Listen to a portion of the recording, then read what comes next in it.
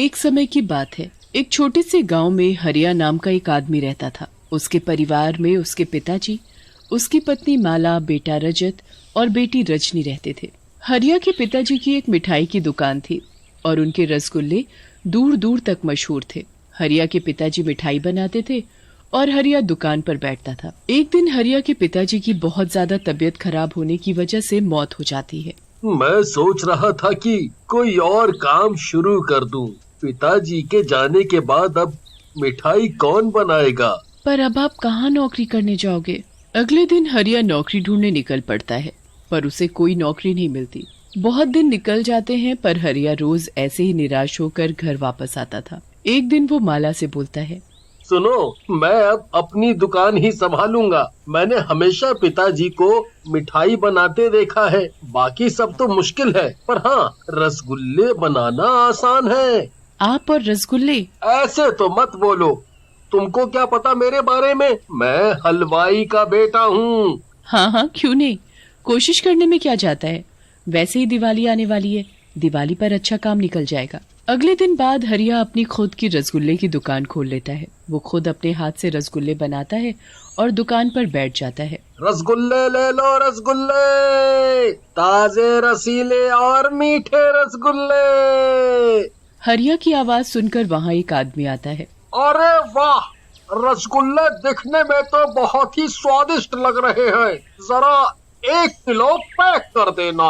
वो आदमी रसगुल्ले लेकर घर जाता है, पर जैसे ही वो रसगुल्ला खाता है उसका स्वाद बिल्कुल अच्छा नहीं होता। ये तो बिल्कुल भी स्वाद नहीं है। पूरे 200 रुपए बर्बाद हो गए। हरिया रसगुल्ले बनाकर बेचने तो लगा था, पर वो बिल्कुल भी स्वादिष्ट रसगुल्ले नहीं बना पाता था। काफी लोग हरिया से रसगुल्ले लेकर जाते हैं, पर किसी को भी उसके बनाए रसगुल्ले पसंद नहीं आते। कोई भी एक बार उसकी दुकान के रसगुल्ले खाने के बाद दोबारा नहीं खाता। समझ नहीं आ रहा क्या करूं। अब तो दुकान पर कोई आता ही नहीं। ऐसे कैसे घर चलेगा? अजी, अब परेशान मत हो, सब ठीक हो जाएगा। एक दिन आप भी बाबूजी जैसे रसगुल्ले बना पाओगे। हरिया बहुत निराश हो जाता है। वो अच्छे से अच्छे रसगुल्ले बनाने की कोशिश करता है, पर हमेशा रसगुल्ले खराब ही बनते थे। हरिया अपने घर के हालात ठीक करने की पूरी कोशिश कर रहा होता है।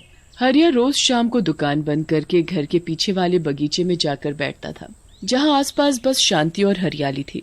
एक दिन हरिया की नजर उस सूखे पेड़ पर पड़ती है जो उसके बाबूजी ने लगाया होता है। हरिया को उस पेड़ की हालत देखकर बहुत दुख होता है, क्योंकि वो पेड़ उसके बाबूजी की आखिरी निशानी होती है। हरिया अगले दिन से रोज उस पेड़ को पानी देने लगता है। चाहे वो कितना भी परेशान हो, पर वो उस पेड़ को पानी देना नहीं भूलता। एक दिन वो पेड़ काफी हरा भरा हो जाता है। हरिया को उस पेड़ को देखकर बहुत खुशी होती है। कितना सुंदर लग रहा है ये पेड़। कितनी ठंडी हवा मिल रही है इससे तो। हरिया उस पेड़ के नीचे काफी देर बैठता है और फिर घर चला जाता है। बड़े उदास लग रहे हो, आज भी कुछ कमाई नहीं हुई क्या? नहीं, मैं कितनी कोशिश करता हूँ, पर बाबूजी जैसे रसगुल्ले बना ही नहीं पाता। समझ नहीं आ रहा क्या करूँ। अब तो मैं सोच रहा हूँ कि दुकान बंद ही कर दूँ। कम से कम रोज का नुकसान तो नहीं झेलना पड़ेगा। सही बोल रहे हो, कुछ तो सोचना पड़ेगा। हरिया और माला अपनी दुकान को हमेशा के लिए बंद करने का फैसला कर लेते हैं। अगले दिन हरिया अपनी दुकान नहीं खोलता और शाम को उसी पेड़ के नीचे जाकर बैठ जाता है। हरिया की बैठे बैठे आंख लग जाती है और तभी उसको एक आवाज आती है। क्या हुआ हरिया? आवाज सुनकर हरिया की आंख खुल जाती है। कौन है? कौन आवाज दे रहा है? मैं यहाँ हूँ ऊपर। हरिया ऊपर देखता है। उसे पेड़ पर एक भूत बैठा दिखाई देता है। भूत! भूत! डरो मत मुझसे, मैं तुम्हें कुछ नहीं करूँगा।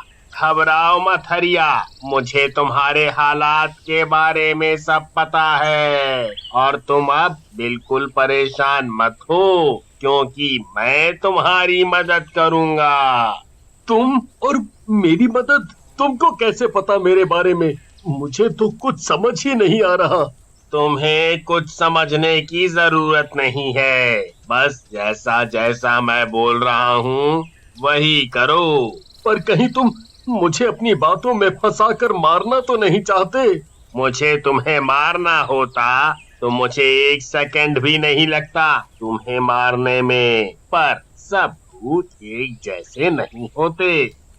हरिया को उस भूत पर विश्वास होने लगता है। अब तुम्हें मुझ पर विश्वास हो ही गया अब तुम्हें मुझ पर विश्वास हो ही गया है तो सबसे पहले अभी मेरे साथ अपनी दुकान पर चलो।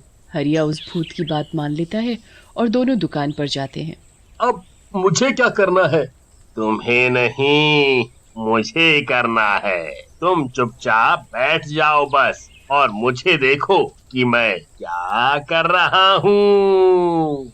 भूत एक बड़े से बर्तन में बड़े बड़े रसगुल्ले बनाता है, फिर उन रसगुल्लों को चाशनी में डुबो देता है। हरिया भूत को ये सब करते देख हैरान रह जाता है। आखिर तुमने ये सब कैसे किया? तुमको रसगुल्ले बनाने कैसे आते हैं?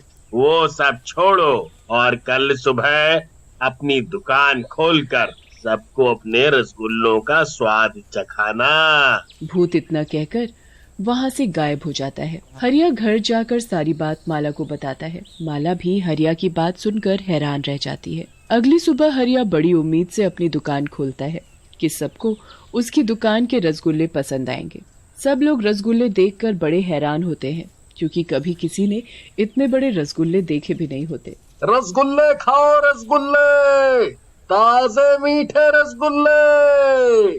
बहुत देर हो जाती है पर कोई भी हरिया की दुकान पर रसगुल्ले खरीदने नहीं आता। हरिया बड़ा निराश हो जाता है और उसी पेड़ के नीचे जाकर बैठ जाता है। क्या हुआ हरिया?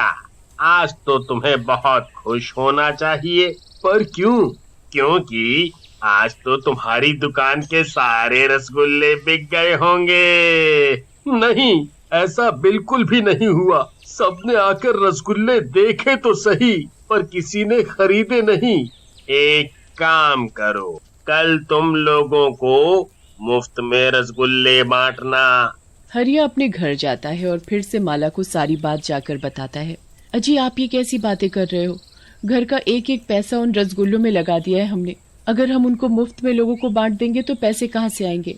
पर कोई हमारे रसगुल्ले खाएगा ही नहीं तो पैसे तो वैसे भी नहीं आएंगे। इससे अच्छा है एक बार वो करके देख लें।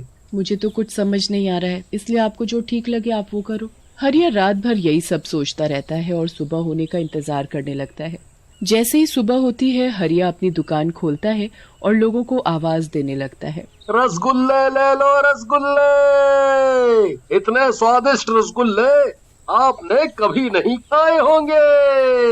हरिया की आवाज सुनकर हरिया का पड़ोसी मोहन वहाँ आता है और हरिया से बोलता है। अरे हरिया भाई, अब तुम्हारी दुकान के रसगुल्लों में वो बात कहाँ जो तुम्हारे बाबूजी के टाइम पर थी।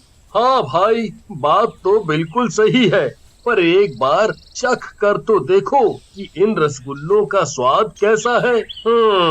ऐसी बात है तो एक रसगुल्ला पैक कर दो। मैं अभी तो जल्दी में हूँ, इसलिए घर जाकर ही खा पाऊंगा। हाँ हाँ, अभी पैक करता हूँ। हरिया एक रसगुल्ला पैक करके मोहन को दे देता है।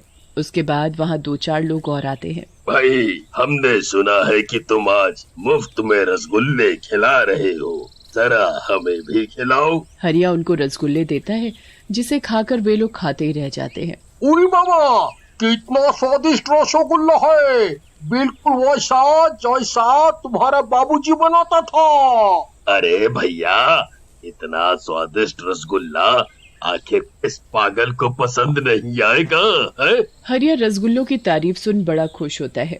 उसके मन में एक उम्मीद जागती है। हरिया पूरा दिन लोगों को मुफ्त में रसगुल्ले खिलाता है और हरिया को उसके पैसे देकर जाते हैं। हर कोई हरिया की दुकान के रसगुल्ले खाकर एक ही बात बोलता कि रसगुल्लों का स्वाद उसके बाबूजी के बनाए रसगुल्लों जैसा है। मैंने तो सोचा ही नहीं था कि कोई आज भी मेरे रसगुल्ले खाएगा, पर आज तो चमत्कार ही हो गया। लगभग सारे रसगुल्ले खत्म हो गए हैं, काफी अच्छे पैसे इकट्ठे भी हो गए हैं। हरिया बचे हुए रसगुल्ले पैक करके घर ले जाता है और सबको खाने को देता है।